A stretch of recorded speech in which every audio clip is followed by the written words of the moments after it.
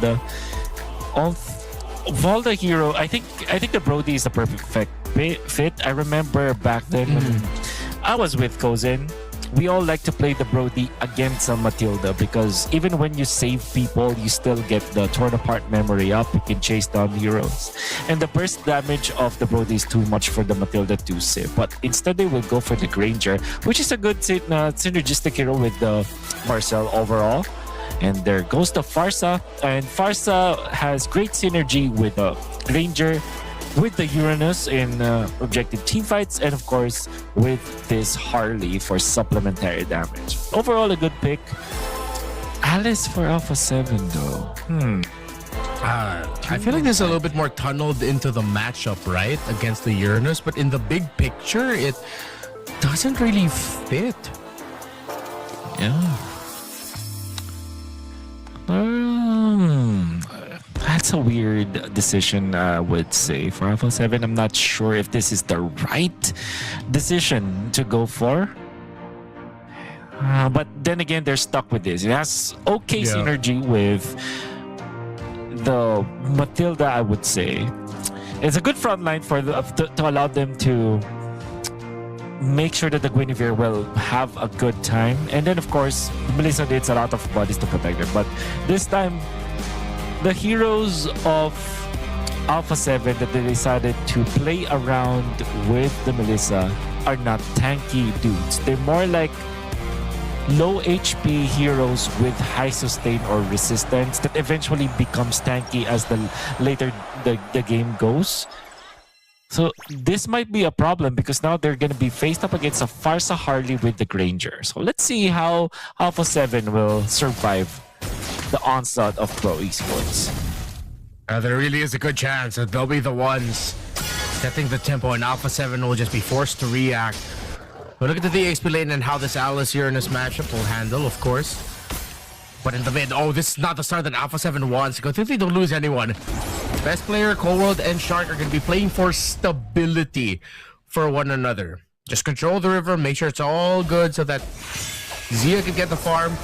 And if they can, and if only it looks like it's going to be a good chance, you get some kills early for best player 1 to start getting his items such as the concentrated energy. But if it's way too risky, you don't need to take it.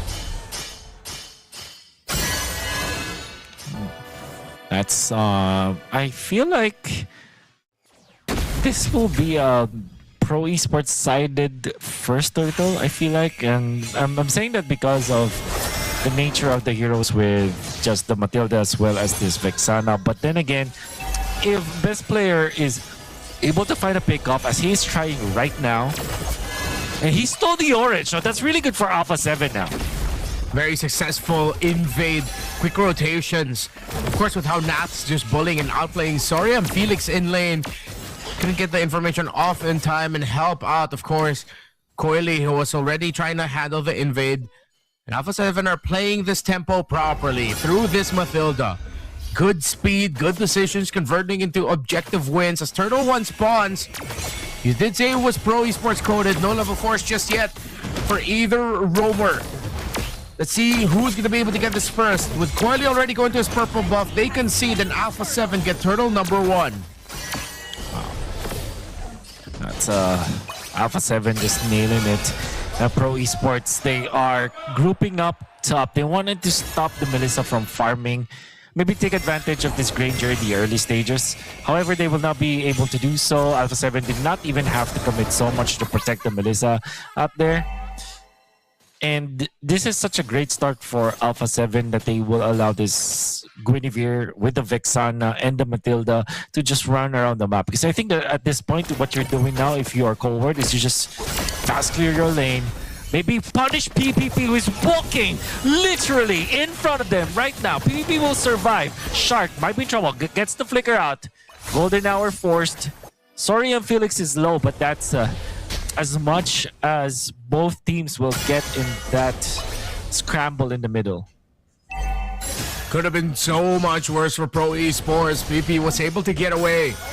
Alpha7 still holding a lot of the priority in the river, in the center of the map. Sorry, Felix has been left into just trying to manage this Alice. But with Coily going down to the bottom lane, maybe they'll be able to find an opening there. PP stops Zia and Shark from comfortably making it into the gold lane, while Kozen is now able to get all the last hits and maximize the farm in the minions.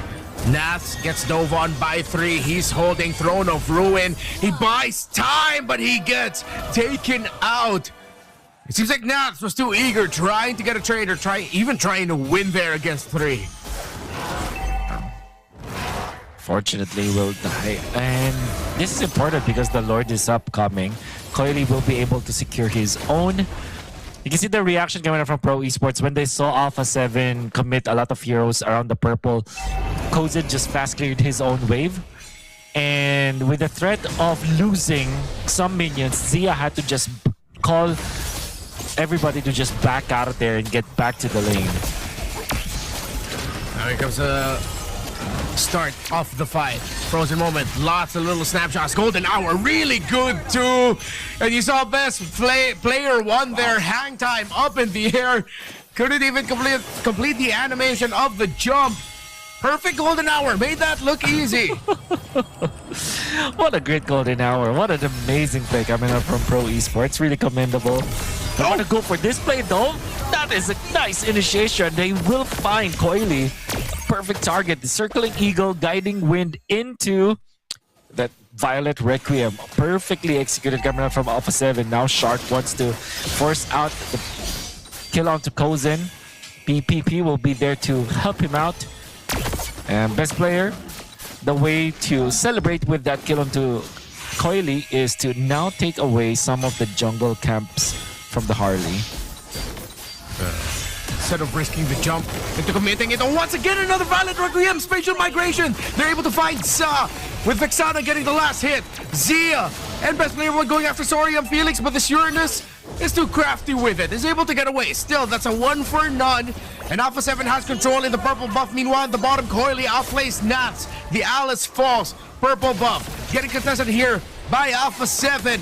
With Coily on the opposite side of the map, it looks like the North Americans are going to be able to take it, while at the same time sending him back with his long flight. But it's Sorium Felix who finds Skull World left alone. Ate up by the Uranus.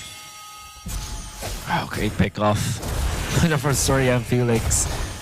Felt very confident once he was able to complete the Radiant Armor, oppressing the members of Alpha7 in there, and they still want to go for more. That's actually manages to just get out there. I think we are now in a point where both of these XP laners are now a threat, and with just one item, they're able to participate in the team fights much better. Pro Esports fast clearing the top, will go to the mid. I think they are eyeing for this turtle. PPP will be the one to check out where best player is, and actually take some stacks with the Thunder Belt, and slowly working their way towards this turtle.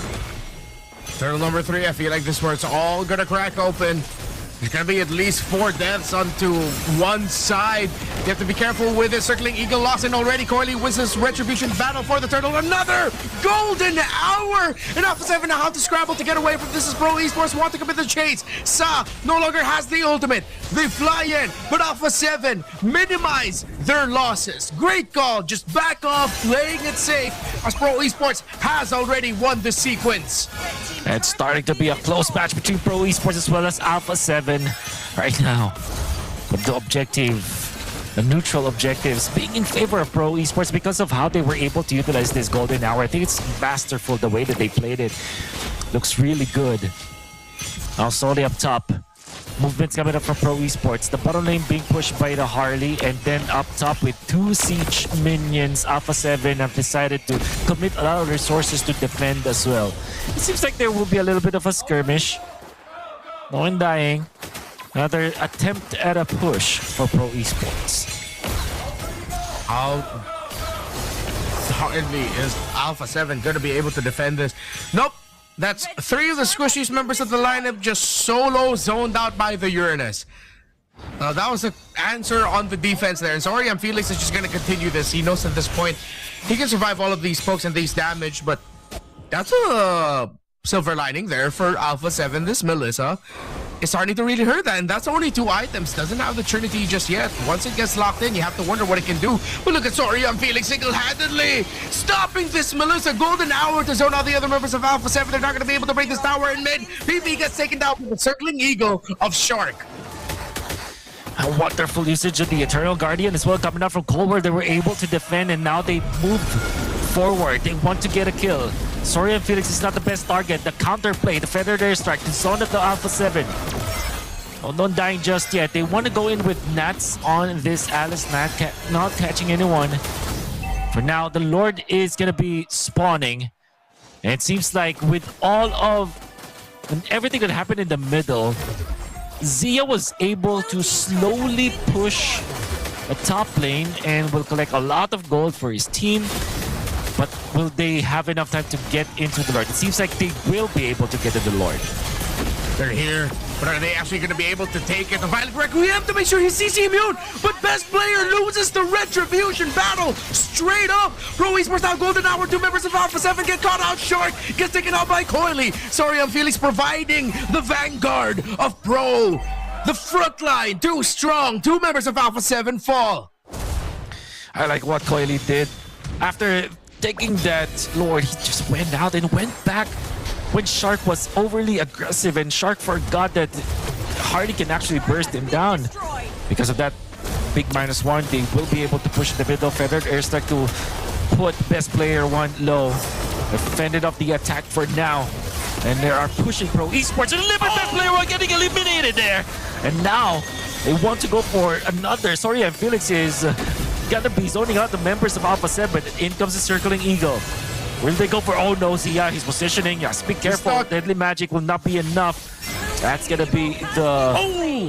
Oh, okay. How did they get there? Cardi had to go back. He spaced escape through that. His hat was there. He was already running away, but he just decided to go back because there was another member of Alpha7 blocking his escape. And of course, he ran straight into the Melissa, circling eagle to try and provide the space. But a feathered airstrike from Sa far away means that Alpha7 will only lose the Holy Shield, but at this point, all shields are about to go down anyway. Could have been a big loss, but Alpha7 recovered and defended really well. Whew. All things considered, yeah, they don't lose any of their Holy Shields. They will have another minute for those shields to be up, except the bottom lane. But that also meant that there is now completed Trinity for Zia. Think about the Granger only with the Sky Piercer. Well, now has 2 items with the Halberd, the Malefic Roar, and of course 3 items. I mean, if you count the Sky Piercer as another big item, then yeah, he has 4 technically speaking, which means that now he is going to be a problem. They want to start with Shark now. Shark gets away. No purple buff for best player 1 and this Guinevere. Coily's Retribution just a little bit earlier. And you have to ask the questions of, sure, they have the sustainability, but it seems like the front line of Pro Esports is just way tankier. All the long-range bombs. Oh, golden hour freezes the Guinevere.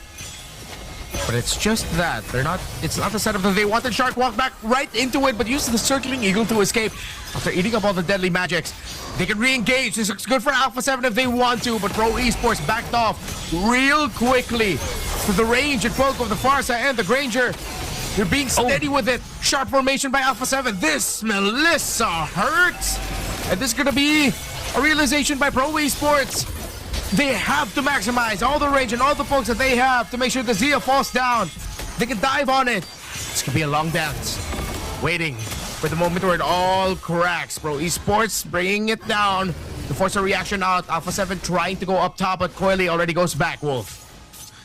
And that's gonna be seen by PPP. Or sorry, Felix has to be careful because he cannot be near the vicinity of his teammates. Otherwise, the golden hour is going to be there. Muddles is gonna be a problem. They want to go for Shark. The feathered airstrike is not on the mark. But now the third from Nats. Now they want to get for more kills here, but the damage is not enough for now. They're chunking down the members of Pro Esports, but Shark is the first one to fall. Yeah, dives it forward. What a bad decision. He gets obliterated by Pro Esports.